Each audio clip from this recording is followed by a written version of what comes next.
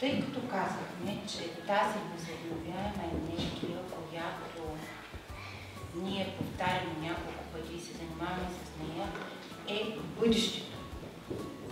Така че днес ще се занимаваме и ще изстроим едни бъдещи автомобили, макар че вече ги има и при нас, и в България, но те ще навлизат все повече и все повече в нашето бъдеще.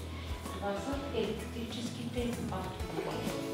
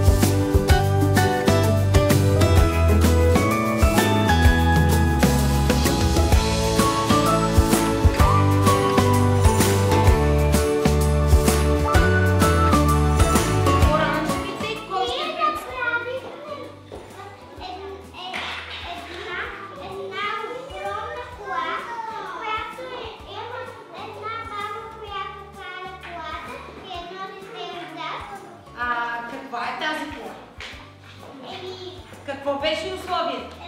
Електрическо. Така. Да. А пък вашия автомобил много модерен шофьор има. Да. Баба на бъдещето. Да. И рампата е много такава, много... Ще пробваме. Да. Опасна. Да. Тъкмо за бабата е това.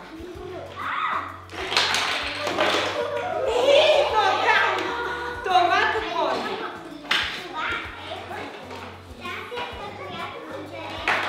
Хайде сега, белите, кой ще говори за вас? Направихме рампа и колички, които пускат с енергия. Електрически колички, добре. Това? Тук е станцията, която ще зареждате автомобилите и цяла композиция сте направили от автомобили. Да пробваме единия. Добре. И вашата е малко опасна. Дядо, какво направите? Кой е вашия електрически автомобил? Вие имате два автомобила. Другото какво е?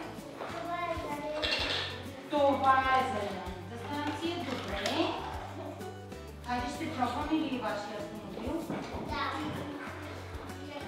Хайде да видим до къде ще стигне и дали ще успее да стигне. И вашия се обръща, но това е така, защото си поделяте частите. И тук сините.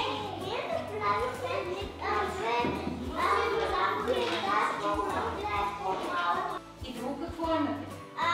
Кола, която тя кара много. Няколко електрическа автомобила има. Хайде да пробваме единия, само че тук ви е паднало. Виждате ли? Когато рампата е додолу, тя вече не стига. И ето ги зарядната станция с единия автомобил, даже е спрял на зарядната станция да зарежда с връзките, които са необходими.